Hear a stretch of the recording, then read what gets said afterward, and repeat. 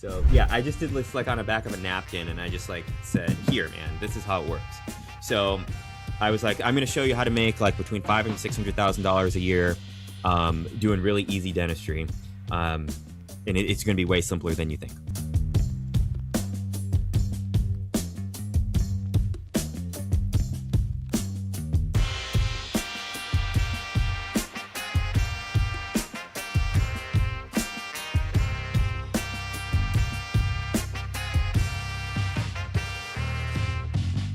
Okay, so let's start this episode the same way that I probably start every episode, which is just prefacing you that I was on Facebook, right? I feel that's usually what my life is. It's just doom scrolling on that. Like, I know. Just wait. I'm writing a newsletter about You're going this. To? Yeah, you should. No, Well, I mean I don't know. I get so wired at the end of the night that like it's what I need to do to like fall asleep. Really? So when I'm laying in bed next to our 4-year-old because he doesn't want he doesn't want to sleep by himself, that's what I end up doing is just doom scrolling. But anyways, it had been a few times where I had seen, I don't know, maybe it's like every few months I'll see a post in DeAngelo's group, like Practice Biopsy, right? Mm-hmm. And he'll post a screenshot of like, hey, I got out at noon today, right? And he'll show like on Open Dental, he'll kind of just do some like scribble math on it, saying like, hey, we ended up producing this amount, and we did it in like these 3 to 4 hours, and we were able to leave early. And I'll look at it, and then I get kind of jealous because I'm like, that would be nice if we could do that. And then, so I had seen it a few times. Do you? Because then you have to come home and do more work. I know. Or I like true. put you to work. Kids, So. I'm sure we can talk about that. It's not like it's easy right now. Yeah. But I had seen it a few times, and I was like, yeah, I should just. I mean, we kind of just talk randomly here and there, and I was like, I should just have him come on the podcast just to talk about this and maybe dive into it more, and then kind of go into his whole lean philosophy of how he runs his practice and. I wanted to find out, too, from you, DeAngelo, how you do some things and kind of how we did them as well as having startups and see, like, what's similar, what's dissimilar, all that kind of stuff. So thanks for coming on. Let's get into it. Happy to be here. Yeah. Okay, so I think after it was like the third time I saw it, I was like, okay, I'm going to bring him on. So let's go into, we both use Open Dental, right? And so when I'll see, just for people referencing it, if they aren't a member of his group Practice Biopsy, he's got a lot of good stuff on there. But I would say this post is basically, and I'm going to mansplain this to you, DeAngelo. Go for it. Is basically it's, hey, there's a way to be really efficient in your day, and I can show you to be efficient because, look, I've been able to do a 5,000, 6,000, 10,000, whatever the amount of production is, right? I don't remember off the top of my head what your goal is or what you share with that, but like I can do it in a condensed version, and here's exactly how I did it, and you can see the production for patients. So you're trying to do it in a way that, to me, that's like transparent. You can see exactly what was done. And you're kind of just saying, look, you can be really productive in a few hours. Yeah. So I commonly share my schedule in the Facebook group. I'll just take a screenshot, like you said, and say, hey, this is what we did today, and this is what we did financially. We don't have financial goals, production goals in our practice. That's kind of part of our company philosophy. But we don't have any production goals, but we still do really good numbers. So we were a scratch startup, and we've done exceedingly well. And very often we go home at noon. Today is one of those days. About half the days I work, we're done at 12 o'clock noon, and then we go home. And with the extra time, we spend time with our kids, or go to the gym, or take a nap, or go golfing, or like whatever you want to do. But about half the days we work, we go home at 12 o'clock noon. And it comes down to just structuring our day well. So with Practice Biopsy and the work we do with that, I've looked behind the scenes at countless dental offices, and many, many dental offices, the schedules have a lot of holes in them. And we, through our business philosophies and systems, really try to minimize those holes. And we find that when you have less holes in your schedule, you don't have to work as much.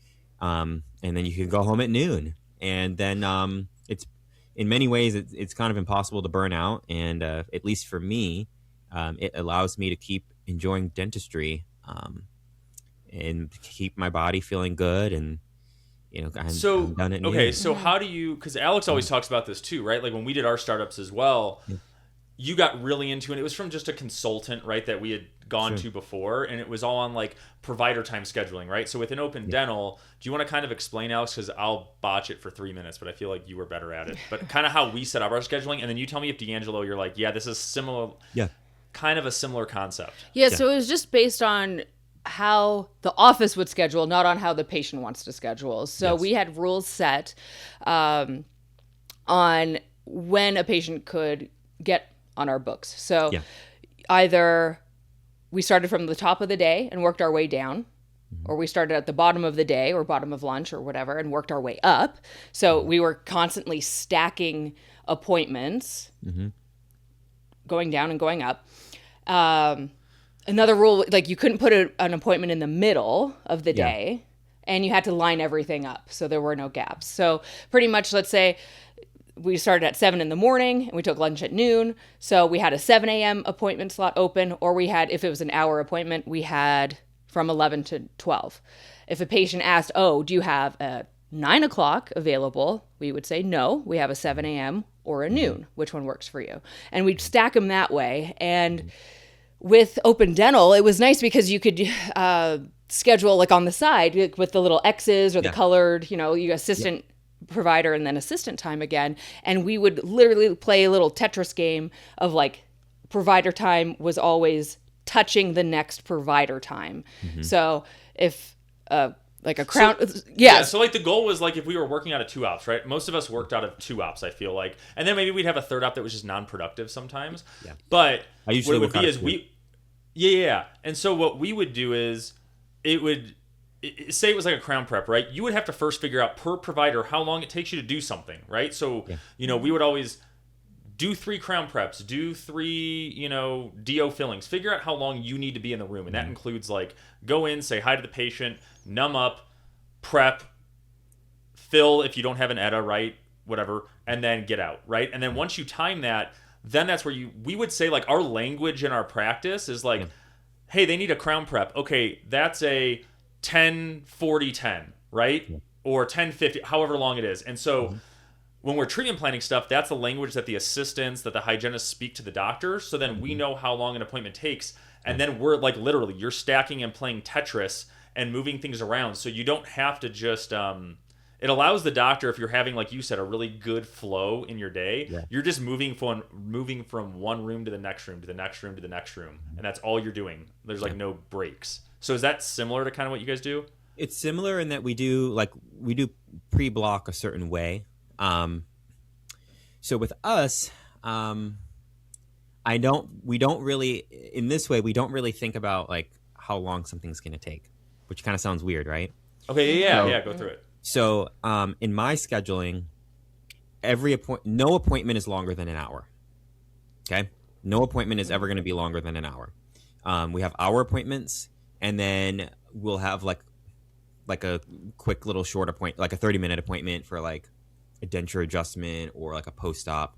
But in our block scheduling system, every appointment is an hour. And we have those blocks in the same spot every day to try and get every single day to look the same no matter what. If something is going to take me more than an hour, like we're doing 3 crown preps, like something that obviously takes more than an hour, right? I will either split it up into 2 appointments. So we're going to do the first hour this day, and then you're going to come back next week. We're going to do the second hour. Or I will refer it. Anything that I think might be complicated or make me think really hard or be challenging, or if I feel like I need to make a post on Facebook and say, hey guys, what would you do? I refer it. So my goal is my schedule is very boring. It's extremely predictable. It's extremely similar day after day, because I try to minimize surprises and uncertainty in every way possible. I want to be able to show up and work with muscle memory. So if there's like a single unit crown prep, but it looks hard because like it's really decayed and it's close to the bone level and the guy has like a fat cheek and he can't open, I just refer it to pros. I don't do hard dentistry. If it looks challenging, I will refer it. And the more that I do that, when I started really doing that, the more I leaned into that, the more profitable we became, because surprises were gone, running over on the schedule did not exist, and everything I was doing was easy on me because it was very predictable. And we are able to kind of pick and choose with our scheduling because we do have a lot of demand from our patient base because we've got a good location and we've got really good marketing. So if I don't want to do something, I would just refer it out. I refer a lot. My prosthodontist has an entire shelf in his office with my name on it He does. It's Yeah. got my name on it. It's just the Webster shelf because I send them so many. My endodontist told Mhm. me that I'm her number one referral source of her entire dentist base, and I'm happy with that because I make a great living. Um, and Now, I because go I home at guess it noon. seems, yeah. So it seems like your perspective on it, which I get it. It's always good to hear different Yeah. perspectives, right? Sure. When we, when we graduated in 2013, right? That was when it was like, you started to see some of these dentists being like, I opened 5 locations, 6 locations, and I Yeah. sold them all, right? So like, we Yeah. kind of came in from the mindset of like, grow, grow, grow, grow, grow. Sure. All right, Absolutely. you can't do. You're going to refer this out. Bring a doctor in to do it, Bring right? it here. Bring Bring a everything doctor in in. to do Become it. like the Yeah. super GP practice, right? And so, you know, I'm like the opposite, kind of. yeah, I was gonna say, Yeah. yeah, no, it's cool to We hear. do, Yeah, I mean, if you see posts that I share, we do exceedingly well for an independent office. And I'm like the opposite of that. Like, I want to show up and I want to be the dentist for like the average person. What do I mean by that? I mean, like most people, you go to the dentist, there's not that much going on. You go in, you need your teeth cleaned, you need a few fillings every few years, and maybe like every 5 years you break a tooth and need a crown. I'm really good at that. And I just lean into that. Like, if you need full mouth rehab, if you need a bunch of root canals, if like it's a big, then we either break it up into a lot of small pieces or I lean on my specialists. And I construct things with my specialists kind of like group practices would or like a hospital would. So Okay. though I'm an independent practitioner, my specialists are on my website with photos and bios like they're part of the team. So when I'm communicating with my patients and I'm like, okay, you're gonna get a referral for this root canal, I say you're gonna see Dr. So and So who's part of our team, and that appointment's next Tuesday. And it's very smooth, and it helps us keep patient continuity even though I refer a lot. So how do you do that then? Where because like our flow will be, we have an endodontist that like Yeah. I'm more like you in terms of the dentistry we do is pretty Yeah. similar, right? And I don't really want to expand out of the scope. Like I like predictability too. So I think Yeah. I'm very similar to you in terms of how we practice. I think the difference is I then was like, well, I have more ops and I want to produce more at the office. So I'll just like bring in an associate who does all the things that I don't want to do. Right. And so like, so similar you and I conceptually in terms of like scope of practice. Yes. When you're referring though to just one thought that came in my head, when you're referring to an endodontist, say, right? Like Yeah. Everyone has the referral pads, right? And they say, okay, here, call them. They can get you in quick. I'm not sure. I think they take most of the insurance as we do. I kind of have a grasp of what they do and don't take generally. Yeah. But how are you going in and booking an appointment for them with the specialist? Does your team just call the office and find a time? So the way that works is that I have very close relationships with all my specialists. Most of them I talk to at least every couple days about cases. I text them, call them very regularly. Oh yeah, I mean they probably love you. You bring them so much revenue. know. I mean they, yeah.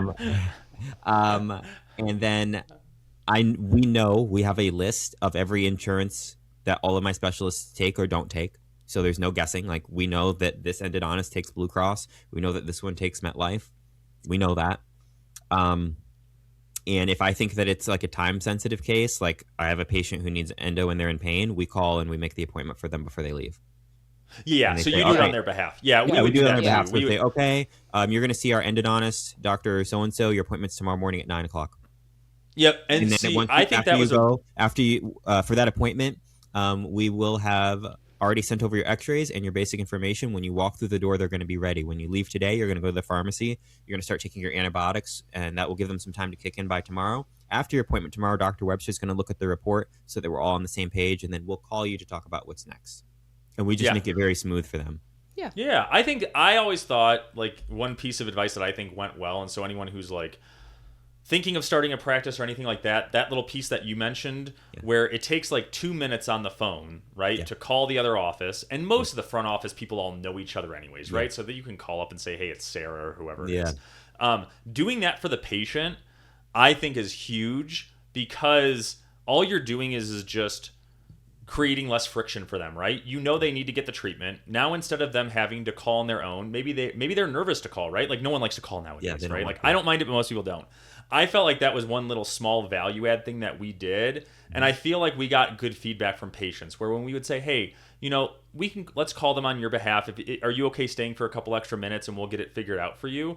I mean, your case acceptance, I feel like, is going to go up, right? And then when you need that crown on the way back, they're probably more likely to even say yes to you. And they don't want to feel like you like kicked them to the curb and said, well, I can't do it. Go to this other place, you know? Yeah. So we very much present it like, the way I discuss it is though we're a group practice, you know, with the terminology that I use. So how do you it's just a lot of team. I work with Dr. So-and-so. Your next appointment is still part of our team. It's just in this building down the street.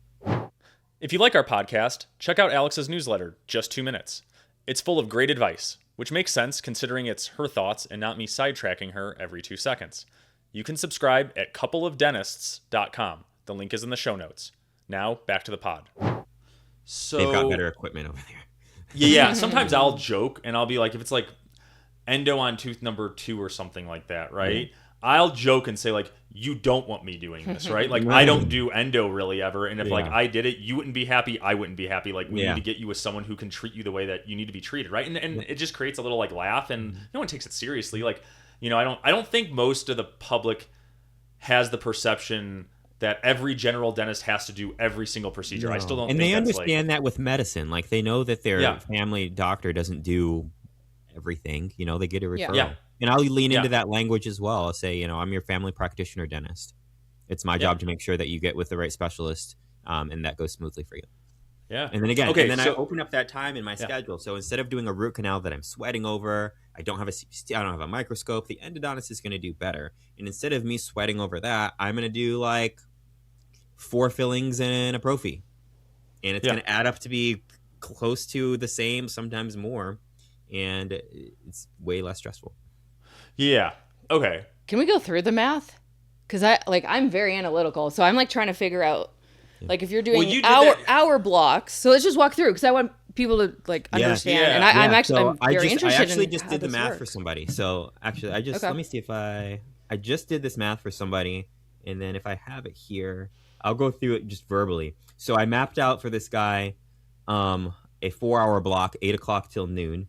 So yeah, I just did this like on the back of a napkin, and I just like said, "Here, man, this is how it works."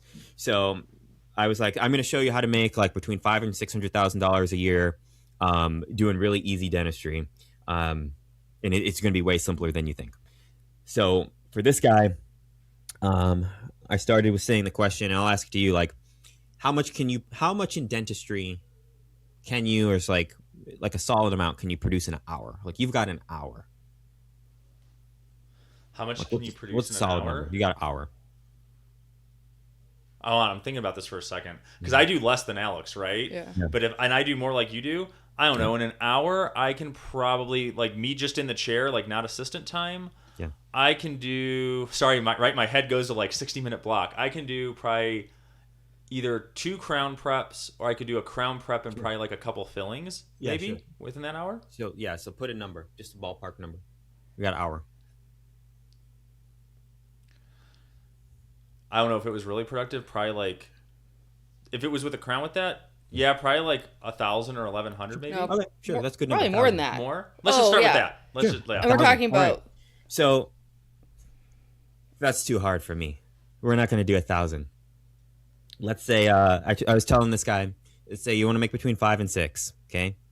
Take home as a solo owner.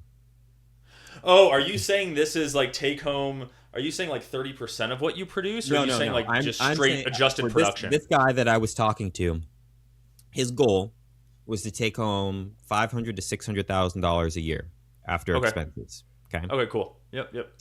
So I said he gave a similar number. He's like, I can do like 1,000 an hour. I'm like, we're not going to do that. That's too much work. Yeah.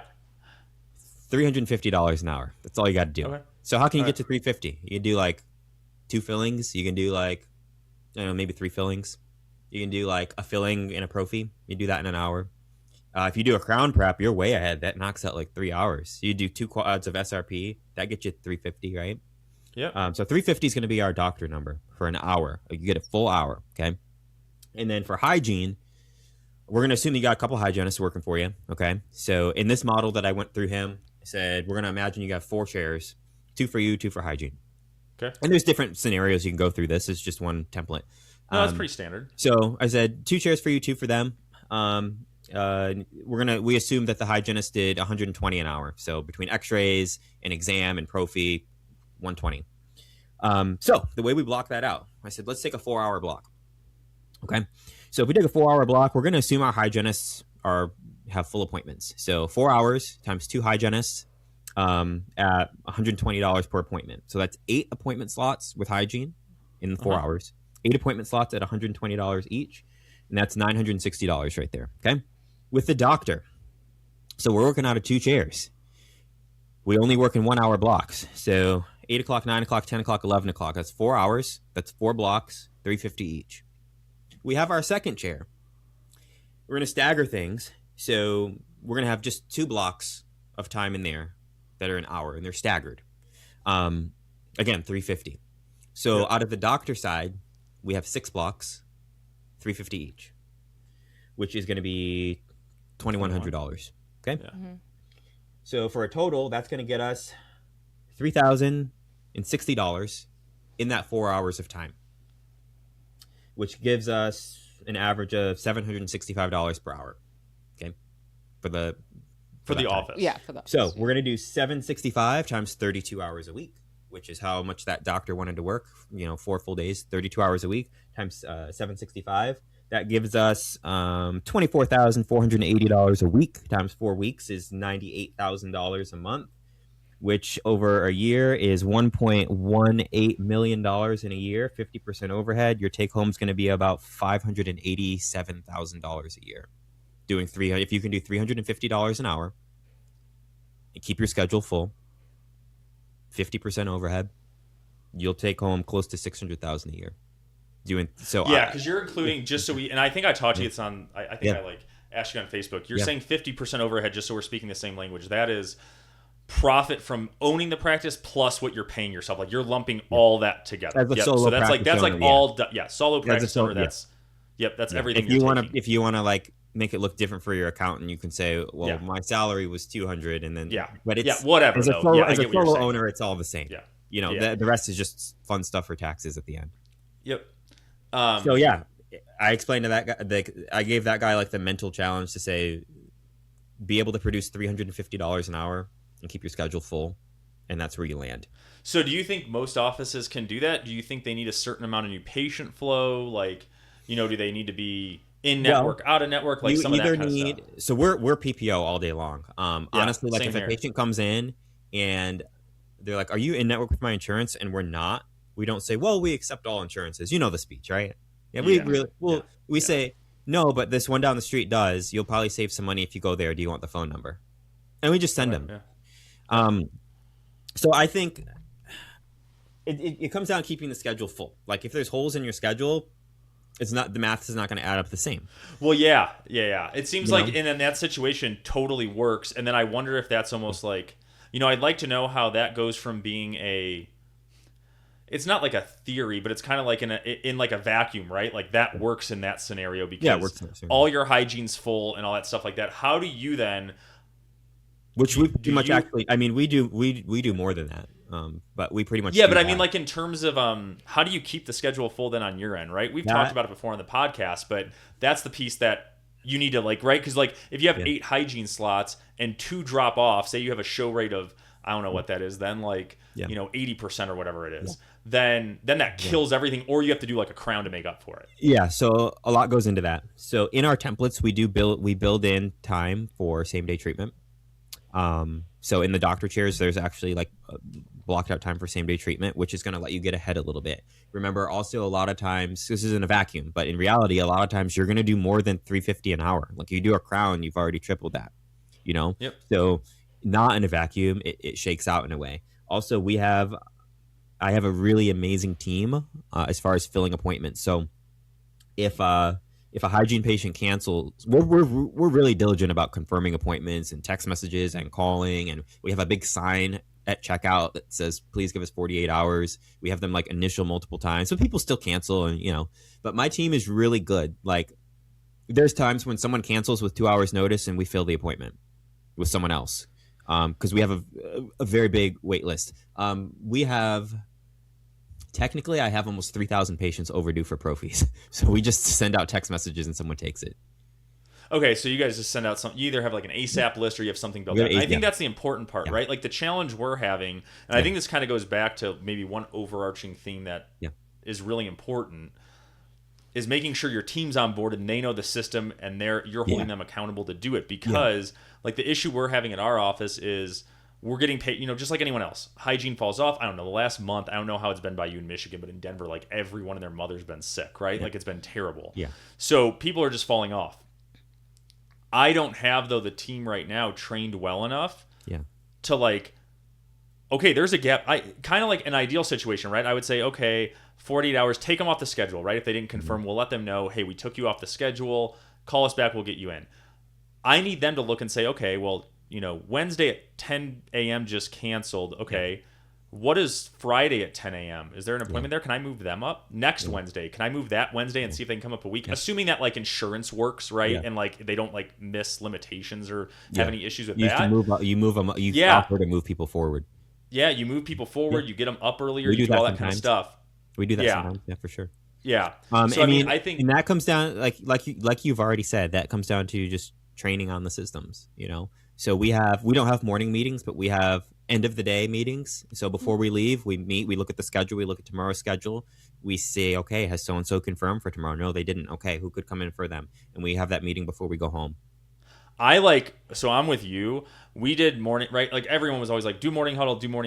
And then it was probably you, Alex. I drop my kids off in the morning. I'm not doing that.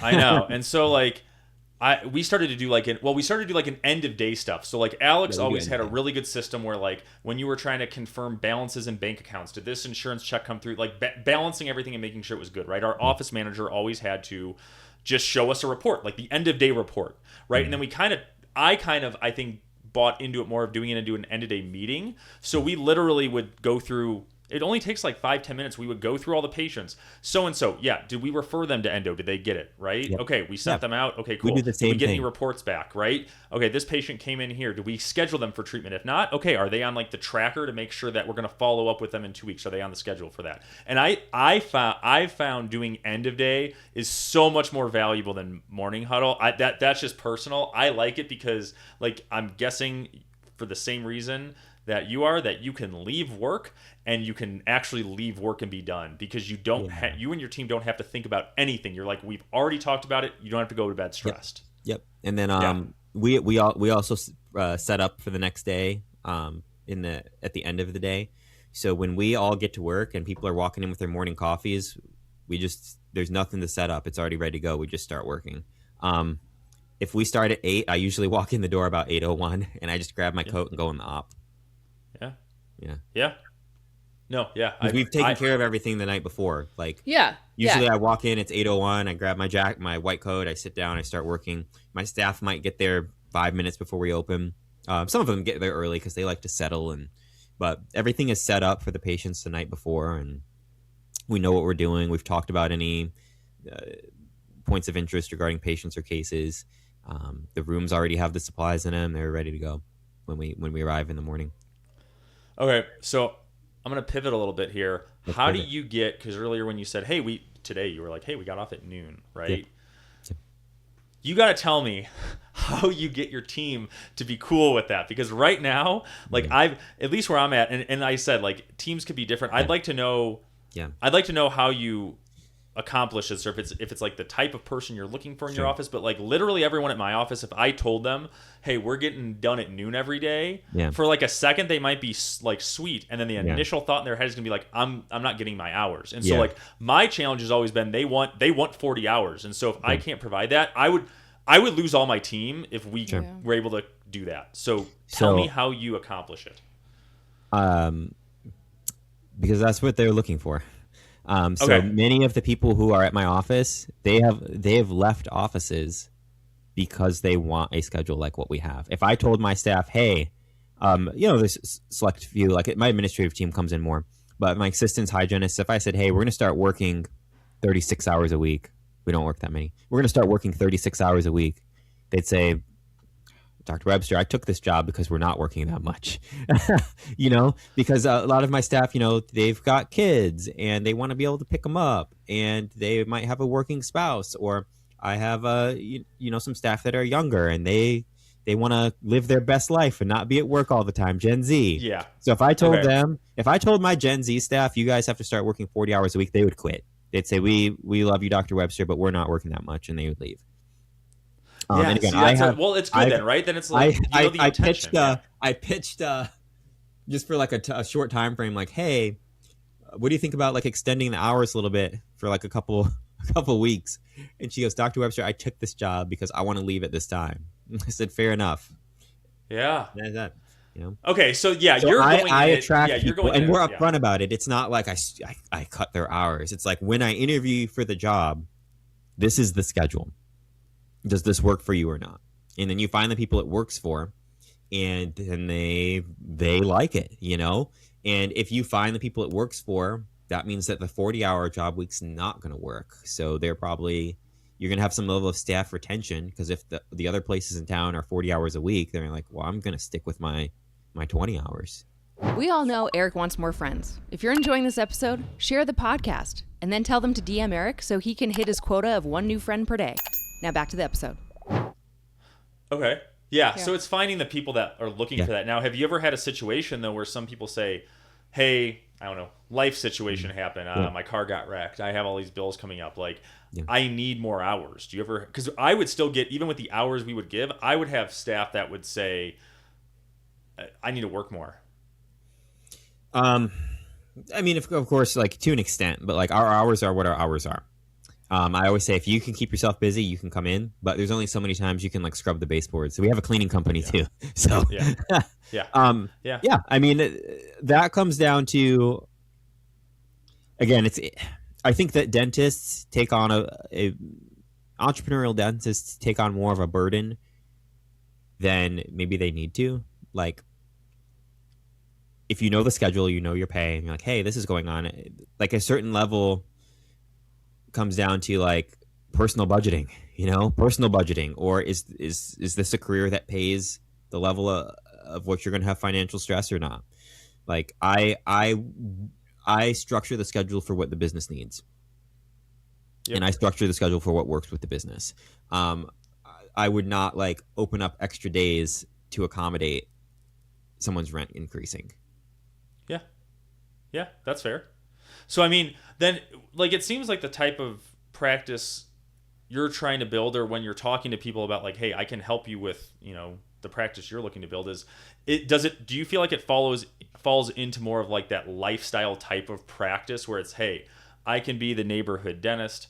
Mm-hmm. You can make a really good living doing this. You don't have to be stressed during it, and it's very, predictable. Versus some of our friends were like, I opened up 6 offices in 5 years, grew it to like $15 million, and then I sold it. Right? So like the whole concept of lean dentistry that I talk about and write about and teach in my seminars is, I'm not teaching you to save money. I'm not teaching you to be cheap. I'm not even really teaching you to be the traditional definition of efficient. When I say lean dentistry and that concept in general, I truly mean you lean into the things that you like, that make you happy, and you stop doing and eliminate the things that you don't like and don't make you happy.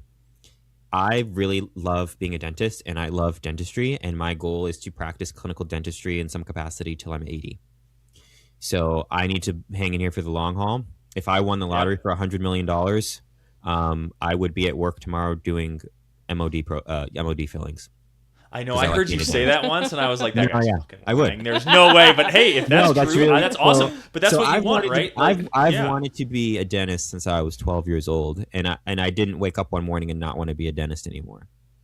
Yeah, so that's awesome. Again, that's what honestly, $100 $100 million in my account tomorrow, I'll be doing an MOD the next day. Yeah, I think that's what dentistry probably needs more, right? I think there's a lot of us, and I'm probably guilty of it, right? Is hey, dentistry is a great way to still help people. Like, I think both of us, I still love helping people. I like the feeling of improving people's oral health or just health in general. That's great. But like, I don't have the same passion you do for it. Like, I also had more of the like, I like doing this. I don't want to do this for 30 years. Yeah. I want to work hard, make a lot of money, and then not have to think about it again. So you just need to optimize for that. So if I was like working with you, I would say, okay, you map that out. And with the lean dentistry approach, you need to construct something that's going to make that happen. So what is everything you're doing? I'd write out everything you're doing that increases the odds of that outcome happening. And you do more of it. And then I write everything you're doing that decreases the odds of that lifestyle and outcome you want. And then you literally stop doing it. You don't do it sometimes. You stop doing it. Well, yeah. So exactly. And that's kind of what helped us I was probably after like the third call of me calling Alex and being like, I fucking hate endo. I don't want to do it. Right. I was like, I went the route though of saying maybe instead of refer, like you said, my goal was more, I want to build these offices, grow them to a certain amount, and then I want to sell them. Yeah. So I was like, I don't want to refer it because that's going to lower, my profitability in the practice, how much it can produce. Yeah. I'll bring on an associate and they'll do it. So like, similar approach. Value. Yeah, exactly. So like, I think that's a good lesson though for people. And I think that's something they have to understand is I think the most miserable thing would be, it's a good balance, right? Because you don't want to be like a quitter right away and be like, I tried this once and I don't like it, right? Like, I don't think that's a good attitude to have. Yeah. But also, if you've done something a bunch and you're like, I really don't get enjoyment from doing endo, and I've tried it, I've made an attempt, it's not good. It's like with food, right? Like, I could eat mushrooms probably 30 times and I'm still not going to like mushrooms. Yeah. I just shouldn't eat mushrooms. I shouldn't convince myself to eat it. Stop eating mushrooms. Then just don't do it. Like, give it a good try. I boxed up all of my endo stuff. I boxed up all of my implant restoration stuff. I don't restore implants. I boxed all that stuff up and we took it to the basement and like duct taped it. I'm not tempted. Yeah. My stuff's in the basement in a box. Yeah. I can't what? I'm going to do this root canal. My stuff's gone. I'm not doing it. Yeah. I mean, I think that's looking at the end in mind, right? It's like just what you said. You look at the end, you map it backwards. And I think there's like a disconnect with, lots of dentists out there that are, I'm burnt out. I hate my life. I chose the wrong path. Terrible. And it's like, well, yeah, you did choose the wrong path because that's not the path that you should be on. There's so many ways to be a dentist. Totally. And like, if I was in your shoes, I'd be like, I cannot handle this. Like, I needed to be like in where I was, with like selling and having multiple practices and And that's fine for me. But like vice versa, like you'd be burnt out in my spot too, So it's like, you need to know what your goal is. I was really early to the game. I famously started my practice as a school project when I was in school. And I was like, oh, I've already got my first practice now. I'm going to have 10 by, and then I settled into it. I was like, you know what? I really like doing this. I'm happy every day. I'm making a great living. Yep. This is cool. Totally. So I'm just going to be happy every day and make a great living. Yeah. Totally. And I think, and it's okay to pivot. Yeah. And and then it's okay for that to be your goal too, or for anyone to have their goal. It's like, I think a lot of us too, and I think social media does it too, is like you hear what other people are doing, or, someone started 10 practices in 2 years and you're like, oh, well, if I'm not doing that, I'm a failure. Right. And it's like, well, you're not that person, man. Yeah. Like, do what works for you. Yeah. One of my family jokes that one of my superpowers is not caring what other people think at all. So you guys know what FOMO is? Like fear of missing out, FOMO? Mm-hmm. Yeah, FOMO. The running joke in my family is that I have JOMO. I have the joy of missing out. I just have the joy of missing out.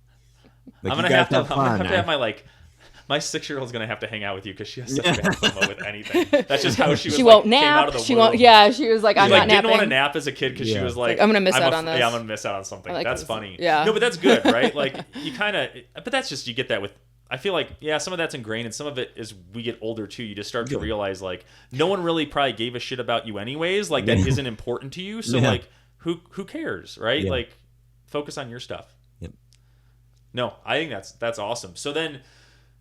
You've been able to, I'm guessing based on what you had said, right? You're like, hey, at our practice, we were able to get over $350 an hour, right? So I'm guessing you've been able to grow your practice to, 7 figures, right? And that's working. Like, how many hours a week are you working? And like, how many weeks a year are you working? I work 31 hours a week. Okay. It's kind of weird. And I work 31 hours a week. How many weeks? How many days a week is it? Is that 4 days? So my schedule's weird. Like I actually work 5 days a week, but I work a bunch of half days.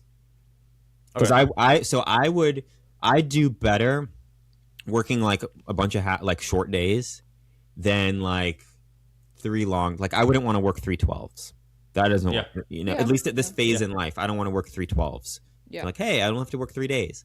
I'd rather work 5 days and like go home at noon on half of them and just have a nice easy pace. That works for me. It works for my staff and my team right now. So that's what we do. Yeah.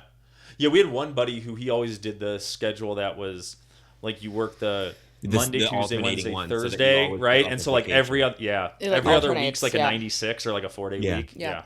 Yeah. And then how many weeks Yeah. do I work per year? At the start of every year, I guess at the closing of every year, my wife gives me a list and says, "This is the time you're taking off," and then that's Okay. the time I take off. I don't even think Yeah. she says, "Here's the list," and then I just give it to my administrative team, and they block out the days, and that's when I'm off.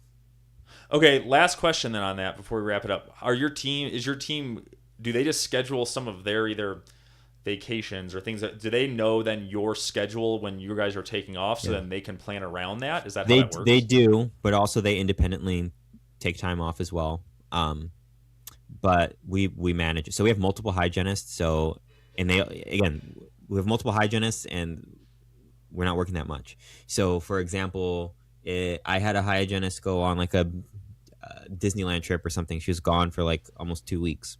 So the other hygienist just worked her shifts. So just picked up for her and we plan ahead. And then same thing. Like we just communicate with each other so that it all works out. And I have I have a pretty sophisticated staffing pipeline. And in my staffing pipeline, I have people who are like well-vetted subs who I trust with our office. Mm-hmm. So I can send out a few text messages and I can get an assistant. I can get assistants to cover. I can get hygienists to cover. My administrative team, we have 2 at the front. They're family members of each other. So they just communicate really well and make sure things balance well. And they're very responsible with that. And I don't have to micromanage that at all. They're very responsible and they make things work well for the team. So then does anyone on your team, because we have some hygienists too, right? And we do 3 long days, right? Yeah. But they temp a 4th day, right? Because they want an extra day. Does anyone on your team temp on the outside too? No.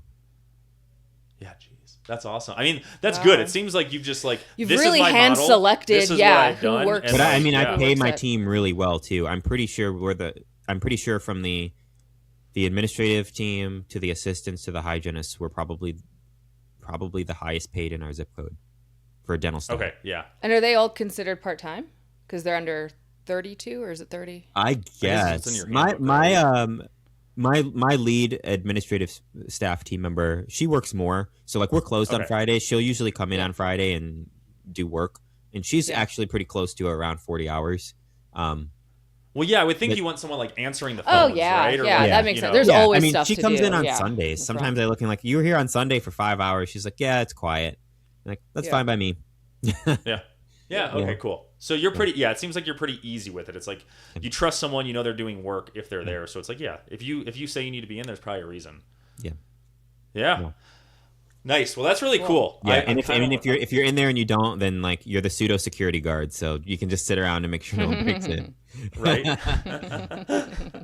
Nice. Well, yeah. I mean, that was awesome. I'm glad we had you on because I like to hear other people's perspectives on it, right? Because sometimes you see stuff in Facebook groups and I'm like, this guy just takes off like half day, like does he like whatever? And it's like, no. I mean, you know what you want to do, right? And like you just built your practice around that. So I think that's really cool. I think that's awesome that you've been able to kind of do that and share what you're doing with a lot of other people. So I think that's pretty sweet, man. Cool.